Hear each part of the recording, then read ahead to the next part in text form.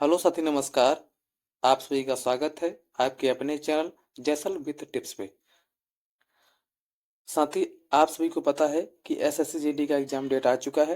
यहाँ पर आप देख सकते हैं कि 4 तारीख, 5 तारीख, 6 तारीख, 7 तारीख, 8 तारीख, 9 तारीख, 10 तारीख और यहाँ पे आपका 11 तारीख और 12 तारीख, 13 तारीख, 17 तारीख, 18 तारीख, 19 तारीख, 20 तारीख, 21 तारीख, 24 तारीख और 25 तारीख फरवरी में आपका एग्जाम होगा। ऊपर वाला आपका सीजन मेंस के लिए है जो 18 तारीख, 19 तारीख, 20 तारीख जनवरी में होगा एग्जाम उसका।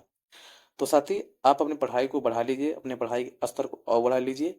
आपका एग्जाम डेट अब आ चुका है और अभी भी आपके पास लगभग 2 महीने के आसपास समय बचा हुआ है। यहाँ पर मैंने लिख भी दिया है कि लगभग 2 महीने के आसपास आपका एग्जाम डेट बचा हुआ है।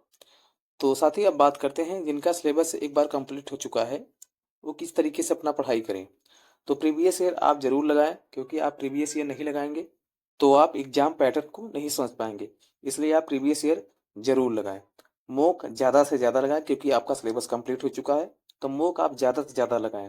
सिलेबस कंप्लीट है तो दिन में 2 मॉक दें। यहाँ पर मैंने लिख भी दिया है कि सिलेबस कंप्लीट है तो आप दिन में 2 मॉक दीजिए और साथ ही अलग अलग सब्जेक्ट का मिनी मॉक दीजिए। जैसे रीजनिंग का 20 क्वेश्चन का आप मिनी मॉक दीजिए, जीएस का 20 क्वेश्चन आप मिनी मॉक दीजिए, मैथ का इसी तरीके से दीजिए।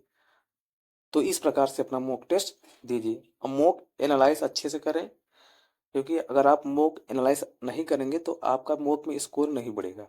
अब जो प्रश्न गलत हो रहा है मॉक में उसे लिखिए, उसके बाद रिवीजन करिए। जैसे जीएस में आपका प्रश्न गलत हो रहा है तो उसको लिखिए और जो विस्तार दिया रहता है मॉक में उसको भी अच्छे तरीके से लिखिए और अपना नोट्स मल्टीपल रिवीजन करिए। आपका जो नोट्स बनाए हैं हिस्ट्री का, पॉलिटी का, इकोनॉमिक्स का, मैथ का, रीजनिंग का कुछ चैप्टर का आप नोट्स बनाएंगे तो उनका मल्टीपल रिवीजन करिए, क्योंकि अब आपके पास ज़्यादा समय नहीं बचा है। तो जिनका सिलेबस कंप्लीट हो चुका है आप इस पैटर्न को फॉलो कर लीजिए। अब साथ ही बात करते हैं कि जिनका सिलेबस 70 से 80% ही कंप्लीट है वो क्या करें।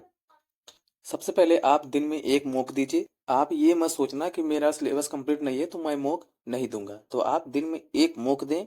नंबर कम आए तो उसे डिमोटिवेट आप ना हो, क्योंकि आपका वही सिलेबस कंप्लीट नहीं है। लेकिन अगर आप 1 मॉक देते रहेंगे तो आप एग्जाम पैटर्न को समझते रहेंगे और अपना सिलेबस जो है कंप्लीट करते रहें।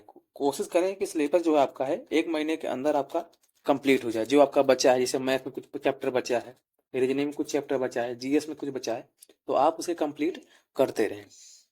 उसके बाद जब आपका सिलेबस कंप्लीट हो जाए तो आप दिन में 2 मॉक देना स्टार्ट कर दीजिए और जो मॉक में प्रश्न गलत हो रहा है उसे लिखिए, क्योंकि आप जो गलत हो रहा है उसे लिखेंगे, रिवीजन करेंगे तो आपका जो अगला मॉक है उसमें गलत नहीं होगा, कम चांस होगा। ऐसे धीरे धीरे आपका मॉक में नंबर बढ़ने लगेगा। और अगर मॉक में आपका नंबर कम आए तो उससे आपको डिमोटिवेट नहीं होना है, क्योंकि मॉक का मतलब होता है कि गलतियों का सुधार करना। मॉक में नंबर कम आए तो उससे आपको डिमोटिवेट नहीं होना है। आपका एग्जाम में जो है अच्छा हो जाएगा, लेकिन निरंतर आपको मेहनत करते रहना है। तो साथी, अगर आपका और कोई डाउट हो तो आप कमेंट कर सकते हैं। जय हिंद।